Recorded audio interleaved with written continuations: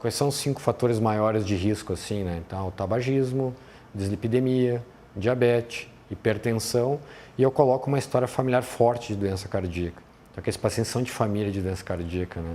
Principalmente jovens. O paciente coloca espontaneamente, né? Quando tu vai conversar com ele, minha família morre toda do coração, às vezes tu nem pede.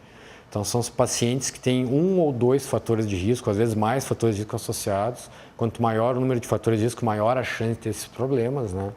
Então, é uma abordagem clínica. Pequenos detalhes, como, por exemplo, se você tem uma dor no peito, você não ficar achando que é uma besteira, que são gases, que não deve ser tratada com algum zelo.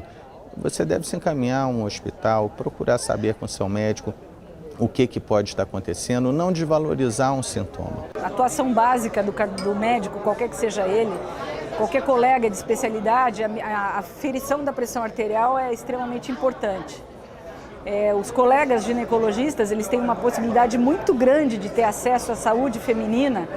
Então, essa falta de diagnóstico, a gente não pode tolerar mais, porque existe a possibilidade do colega, tanto o pediatra, quanto o ebiatra, quanto o ginecologista, fazer esse diagnóstico, que é muito simples, é simplesmente aferindo a pressão.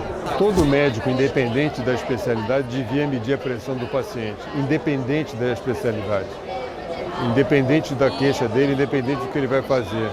Então, a pressão é um fator de risco muito importante, boa parte das vezes é assintomático, a pessoa não sente nada, mas isso pode trazer consequências super importantes, como AVC, infarto.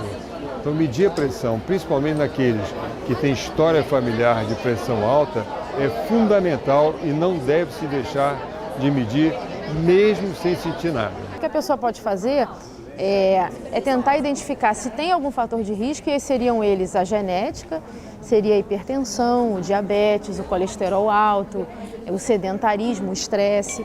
E se você começa a identificar fatores como esse, você tem que buscar a prevenção, que é o mais importante. Aí é você lutar contra o sobrepeso, você cortar o cigarro no caso de quem fuma, você tratar o diabetes, e aí a meta de glicemia, a glicose ficar boa. Não adianta, eu sou diabético e tomo remédio. Ok, mas o que importa é a sua glicose estar controlada?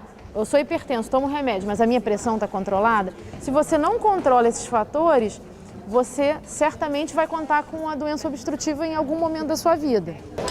Prevenir pressão é ter uma alimentação adequada, com pouco sal, ter atividade física regular, manter o seu peso adequadamente e medir a pressão. Você pode regular a pressão de qualquer pessoa tomando o remédio adequado, não importa se ela é obesa ou não é obesa. Mas se ela é obesa e ela fizer atividade física e ela diminuir o seu peso corporal, há uma tendência da pressão também diminuir. Há uma relação direta entre o peso corporal e a pressão. Mais peso, provavelmente mais pressão.